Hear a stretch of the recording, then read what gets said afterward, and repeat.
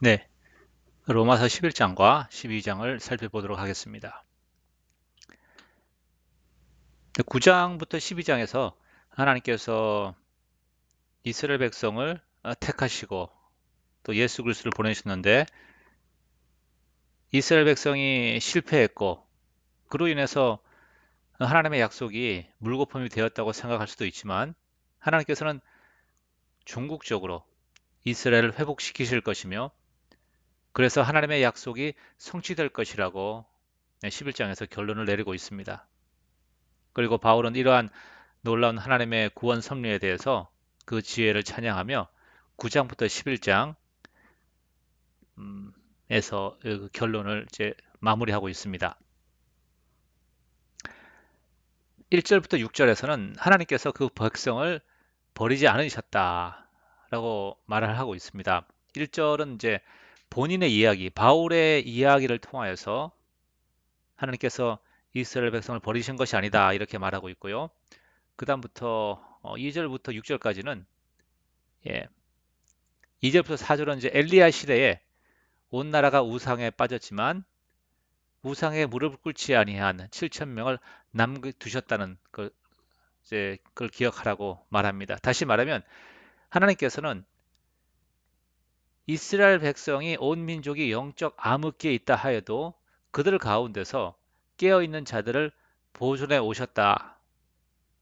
바꿔 말하면 하나님께서 그 백성을 버리지 아니하셨다 이렇게 말하는 것이죠. 그래서 하나님께서 역사에서 그렇게 하신 것들을 유추해 볼 때 오늘날에도 5절 6절에 지금에도 은혜로 택하심을 따라 남은 자가 있다 이렇게 말합니다. 그래서 영적으로 깨어 있고 하나님을 구하는 것 개인의 어떤 공로가 아닌 하나님의 은혜라는 그런 전제가 여기 있고요. 그래서 지금도 은혜로 택함을 받아 영적으로 깨어 있는 자들이 있다는 사실을 항상 있어 왔고 거기에 근거해서 지금도 있다는 사실을 이제 바울은 말하고 있죠. 그러면서 택하신 자들을 제외하고는 하나님께서 우둔하게 하셨다 말하고 있습니다. 이것이 하나님의 계획이다는 사실을 이제 말하고 있죠. 9절과 10절의 명확한 해석은 조금 모호합니다. 이제 시편 69편에서 인용한 글인데요. 이렇게 말할 수가 있을 것 같아요. 그들에게 주어진 풍족함, 그들의 밥상, 혹은 밥상이라는 것이 교제의 의미를 가지고 있습니다. 그래서 유대교 안에서의 유대인의 전통을 어, 그 안에서의 어떤 어, 교제 그런 것들이 오히려 그들의 눈을 멀게 하고 자신들은 안전하다는 생각, 자신들은 하나님의 구원 가운데 있다는 생각을 하게 했고 그래서 그것이 오히려 눈은 흐려 보지 못하고 그들의 등은 항상 굽게 되었다는 사실. 그러니까 굽은 등 어, 노예 이미지죠. 그래서 많은 율례, 법규의 노예가 되든지 아니면 죄의 노예가 되든지 그런 이미지를 갖고 있습니다. 그래서 7절에서 8절은 이러한 것들이 하나님의 계획이었다는 것입니다. 하나님의 의도하지 못하게 이스라엘 백성이 하나님의 계획과는 상관없이 그렇게 돼서 하나님의 말씀이 성취되지 못하게 되는 것이 아닌 이런 것들이 하나님이 그들을 우둔한 가운데 내버려 두심으로써 하나님의 뜻이 있다는 것이죠. 그러면서 11절에 그렇게 하신 하나님이 그렇게 하신 목적이 나오죠. 이스라엘로 식이 나게 하기 위해서. 그러면서 12절의 말씀은 사실 놀라운 말씀입니다. 유대인들의 넘어짐이 온 세상으로 하여금 하나님의 은혜를 풍성하게 누리는 것이 되었다고 한다면 하물며 그들이 충만하게 영적으로 주님께 돌아오는 것, 이스라엘 백성이 회복되는 것은 얼마나 큰 놀라운 역사가 나타날 것인가. 하는 것이 이제 15절에 있습니다. 유대인들을 버림으로써 세상과 화목하게 되었다고 한다면 유대인들이 하나님께 돌아온다면 그것은 죽은 자가 살아나는 것 같은 그러한 놀라운 상상할 수도 없는 그러한 영적인 역사가 일어날 것이다. 이렇게 말하고 있습니다. 그러면서 처음 읽은 곡식 가루가 뭐죠? 먼저 믿는 이스라엘의 남은 자들, 뭐 사도들과 바울과 같은 사람들. 이들이 예수 그리스도를 믿었다는 사실은 남아있는 자들, 아직도 믿지 아니하는 떡덩이, 또 나중에 돌아올 것이라는 사실을 얘기를 하죠. 그러면서 뿌리, 아브라함과 같은 신앙의 선조를 말하고 있고 또 예수 그리스도를 말하고 있겠죠. 그러면서 그 안에 어, 접붙임을 받고 거하는 자들은 하나님의 자녀가 된다 이런 것을 말하고 있습니다. 이제 유대인들에게는 믿음의 조상들이 있고 아직 이루어지지 않은 마지막 때에 놀라운 일이 있다는 사실. 마지막 때에 일어날 놀라운 일들 아직 성취되지 않았죠. 그 얘기는 하나님께서 또 새롭게 행하실 일들이 있다는 것입니다. 그것이 유대인들이 회복되는 것이고, 그래서 여기서 말하는 것은 이스라엘이 회복이 될 것이다 라고 이제 말하고 있습니다. 그러면서 이방인들에게 이제 주는 경고가 이것입니다. 너희가 접붙임을 받았기 때문에 그렇다고 해서 믿지 않는 유대인들에게 자랑하거나 비판하지 말라. 왜냐하면 이방인들도 결국에는 접붙임을 받는 것이 유대인들의 선조들에 대한, 그러니까 아브라함과 어, 야곱에게 주어진 그 약속들, 믿음의 유산, 또한 유대인 그리스도 예수, 예수님이 유대인이잖아요. 거기에 우리의 정체성을 뿌리를 두기 때문에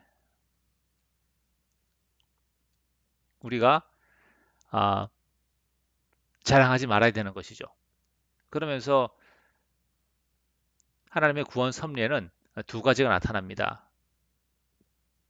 어미하심과 하나님의 인자하심과 준엄하심, 예, 어미하심이라고도 번역을 하고요. 예.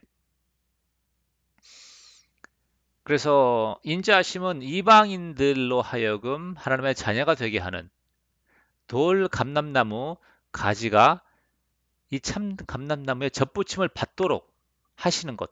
이것이 인자하심이고 준엄하심은 참 감람나무 가지라 하더라도 믿음에 서 있지 아니할 때 꺾어서 버리시는 그러한 하나님의 두 가지 어떤 속성, 두 가지 모습이 있다는 것입니다. 그래서 22절 말씀 이렇게 말하죠. 하나님께서는 두 가지 면이 있으니까 너희가 어느 쪽으로 하나님께 나아갈 것인가? 인자하심에 의지해서 나갈 것인가? 아니면 준엄하심에 의지해서 나갈 것인가? 이런 질문을 합니다. 그러면 인자하심에 머물러 있다는 것은 무엇입니까?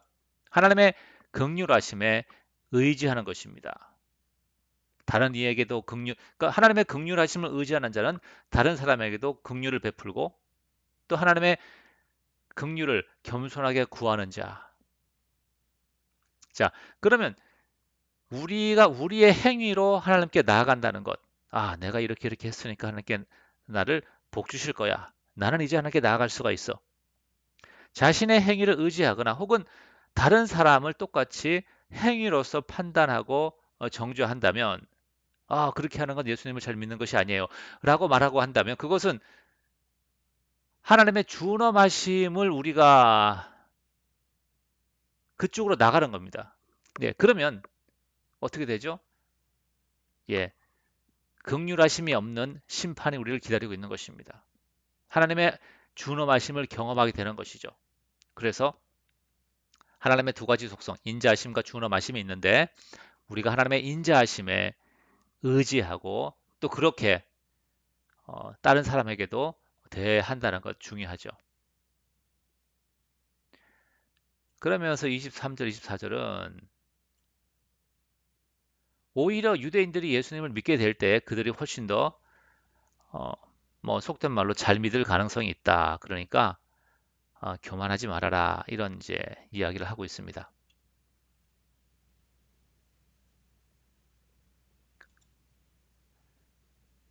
그러면서 하나님께서 왜 이렇게 하셨을까? 왜 준엄하심과 인자하심 두 가지 속성을 유대인들에게는 준엄하심을 보이시고 이방인들에게는 인자하심을 보이셨을까?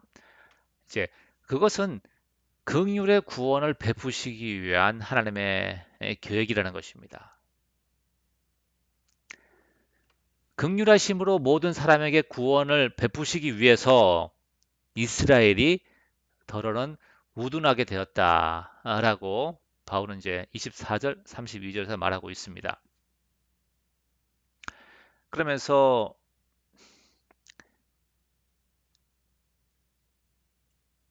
그들이 이스라엘 백성들이 회복될 것이다. 이사야의 말, 예레미야의 선지자의 그 예언들 성취될 것이다. 지금은 예수님을 거부하고 있지만 그것이 결국 하나님의 섭리를 거부하는 것이죠. 언젠가는 돌아올 것이다. 구약의 선지자가 예언하지 않았느냐 이렇게 말하고 있습니다. 30절 볼까요? 예.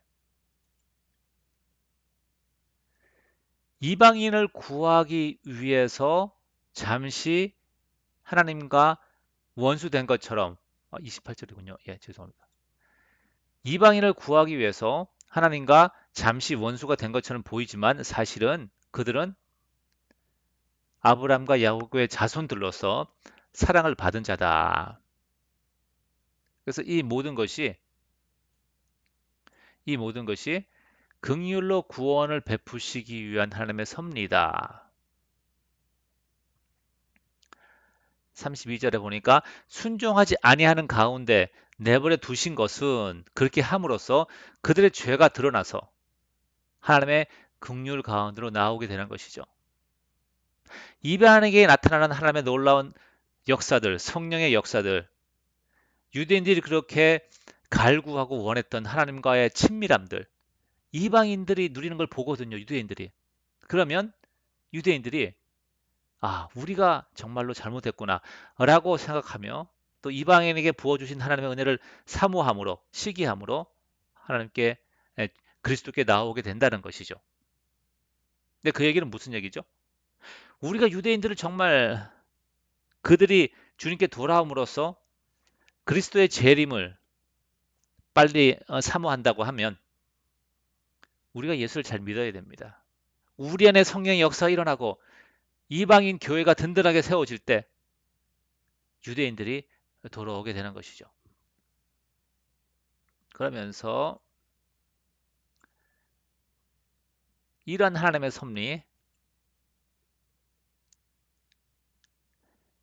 우리가 어떻게 다 이해하겠느냐.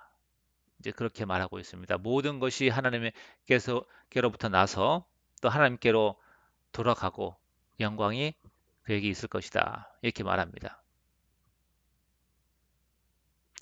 그러면서 12장부터 15장에서는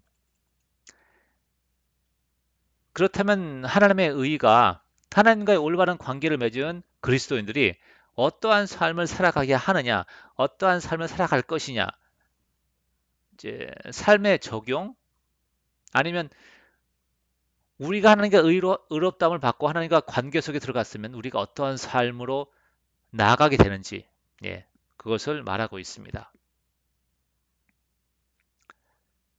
그러니까 하나님과 교제가 회복되면 우리의 삶 가운데 하나님의 성품이 나타나는 것이죠. 네, 12장 제목을 못 정했습니다. 예. 12장 1절부터 2절은 어찌 보면 12장부터 15장에 있는 그 우리의 삶의 원리에 대해서 우리가 어떻게 살아가야 하는지를 이제 요약하고 있습니다. 이거죠. 너희 몸을 거룩한 산 제사로 드리라는 것입니다. 그리스도와 함께 십자가에 죽었습니다. 그리고 하나님 앞에 살아 있습니다. 그 얘기는 죽었으면서 살아 있다는 이중적인 의미가 있죠.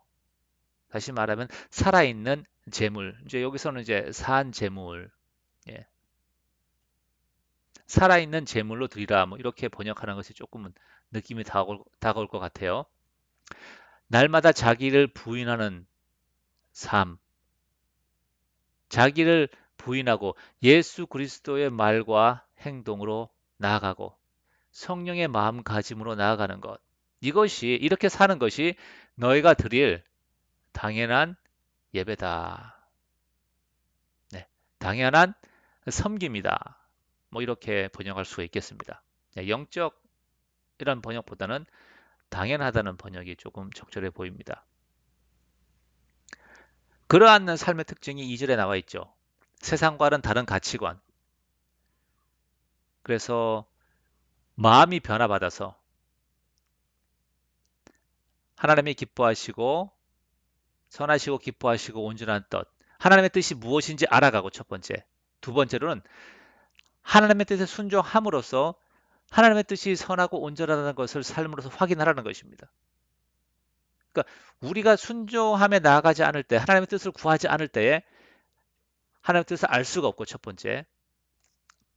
잠깐 요거를 카피를 하겠습니다.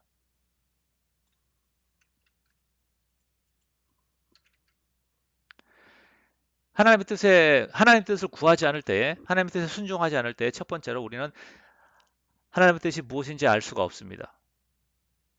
네, 그런 고민들 많이 하죠. 하나님의 뜻이 무엇인지. 예. 그 평상시의 삶에서 하나님의 뜻을 구하지 않다가 문제가 발생했을 때에 뭔가 답이 필요할 때에 인생에 있어서 중요한 뭐 대학을 결정한다든지 아니면 직장을 결정하든지 배우자를 결정할 때 그때 하나님의 뜻을 찾으려고 하니까 어렵죠. 예. 물론 하나님의 뜻을 보여주실 겁니다. 그때도. 그래서 우리의 삶이 하나님의 뜻을 구하는 것이 훈련되어 있고 하나님의 뜻을 따라가는 것이 훈련되어 있으면 하나님의 뜻이 무엇인지 알 수가 있고요. 두 번째, 그 하나님의 뜻에 순종을 하게 되면 정말 그 하나님의 뜻이 선하고 온전하다는 사실을 경험하게 되고 확인하게 되는 겁니다. 그러면 그 다음 삶의 과정에서 더욱더 하나님의 뜻을 찾게 되겠죠. 네, 이런 의미가 2절에 들어가 있는 것입니다.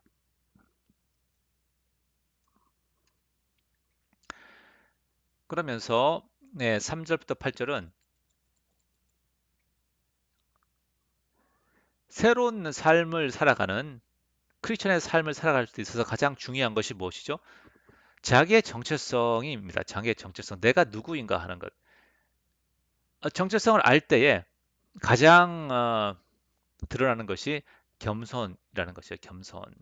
그래서 참된 겸손은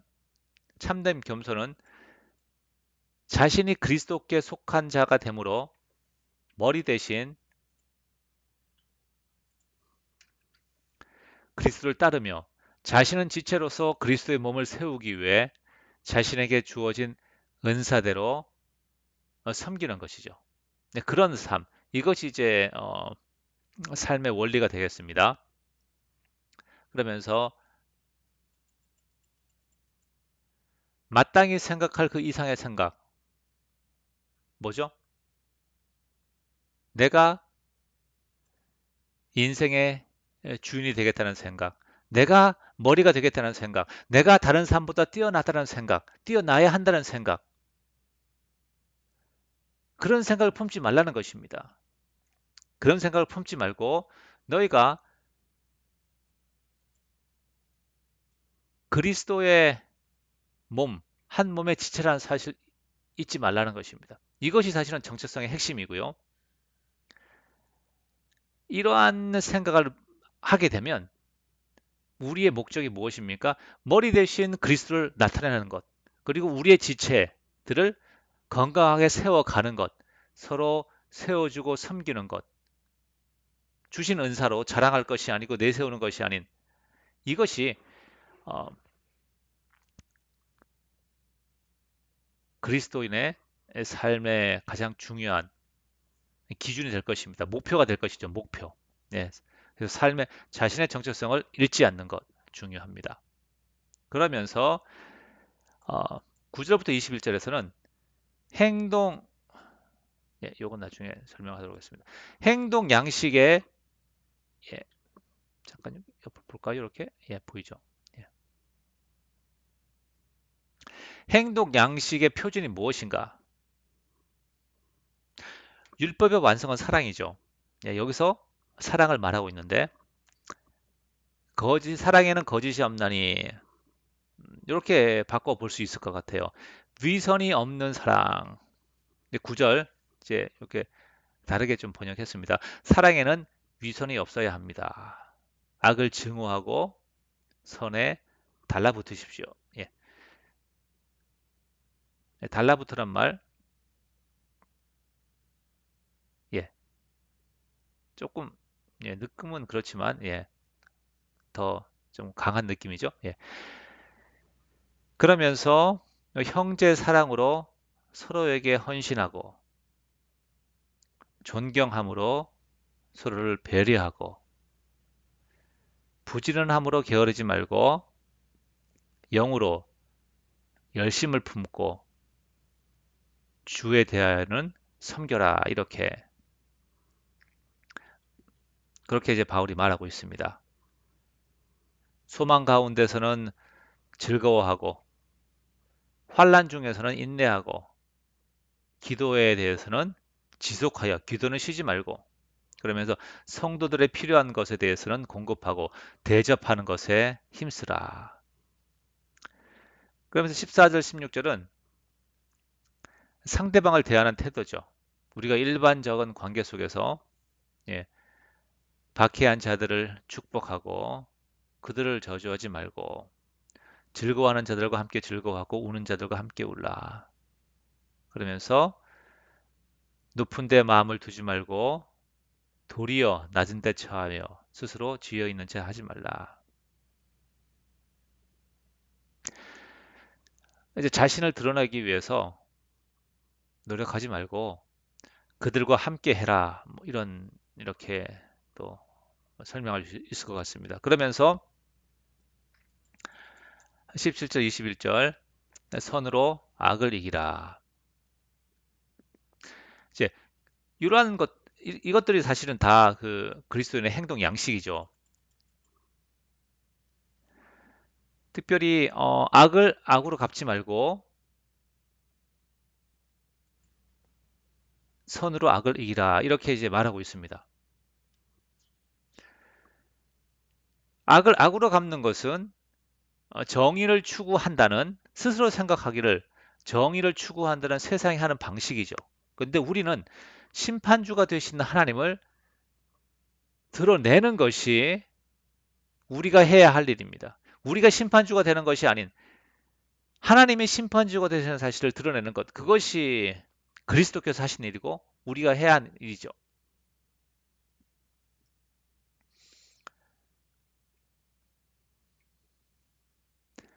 그러니까 우리는 어, 악에 대해서 징벌을 가함으로써 판단하고 정죄함으로써 정의가 승리했다고 혹은 내가 옳았다고 생각을 합니다. 그것이 하나님의 뜻이라고 생각을 하는 것이에요. 그러나 하나님의 뜻은